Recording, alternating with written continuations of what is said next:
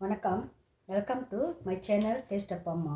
இன்றைக்கி நான் வந்து இந்த பரங்கி கீரை, பரங்கி கொழுந்து, இது இந்த சோப்பாக இருக்குல்ல பம்கின், இதோட கொழுந்து இன்றைக்கி நான் அது வந்து பெரட்டுறேன். எப்படின்னு வாங்க பார்க்கலாம்.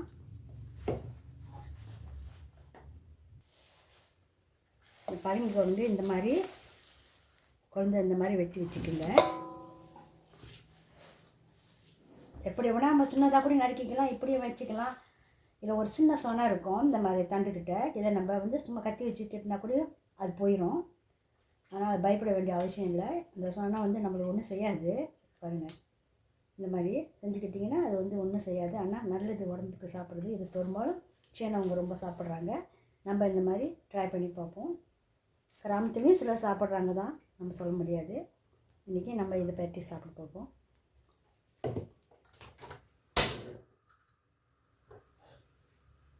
ரொம்ப சிம்பிளாக செய்ய வேண்டியதான்.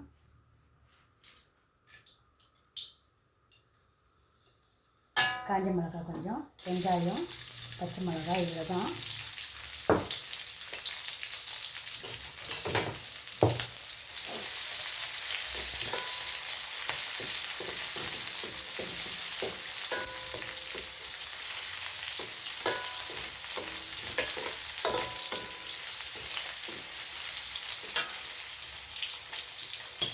கொஞ்சம் எடுத்து சேர்த்துக்கலாம்.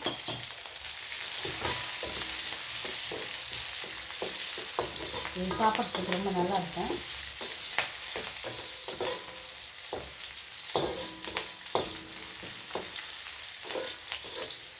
ரொம்ப சிம்பிளாக கொஞ்ச நேரத்தில் செஞ்சு முடிச்சிடலாம் இந்த வேலையை.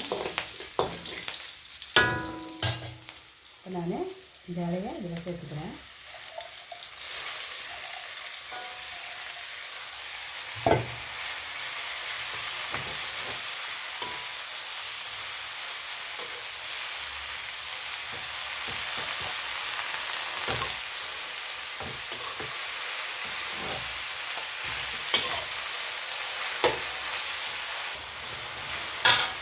கொஞ்சம் தண்ணி சேர்த்துக்கலாம், லேசாக வேகணும்.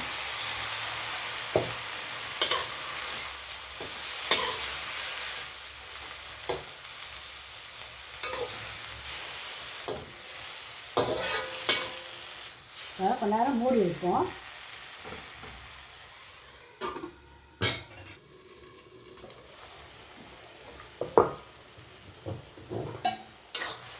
இந்த பரங்கி கொழுந்து கடைங்கள்லாம் விற்கிறாங்க. வீட்டில் இருக்கு, இங்கே எங்கள் வீட்டு கொலையில் இருக்குது இந்த கொழுந்து. தேங்காய் பூ சேர்த்துக்கலாம்.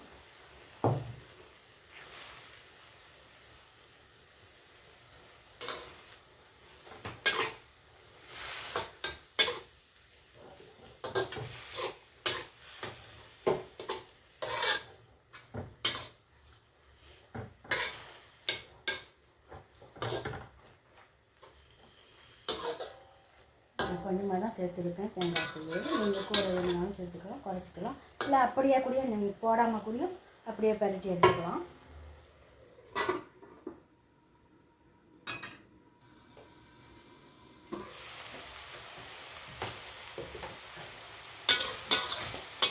பரங்கி கீரை நல்லா வெந்துருச்சு, எடுத்துடலாம். இது கொஞ்சம் தண்ணி இருக்குது.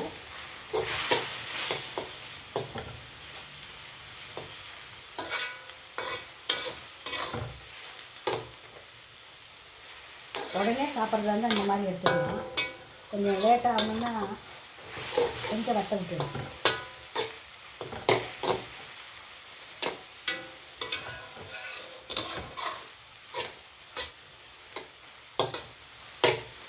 சரி, ரெடி ஆயிடுச்சு.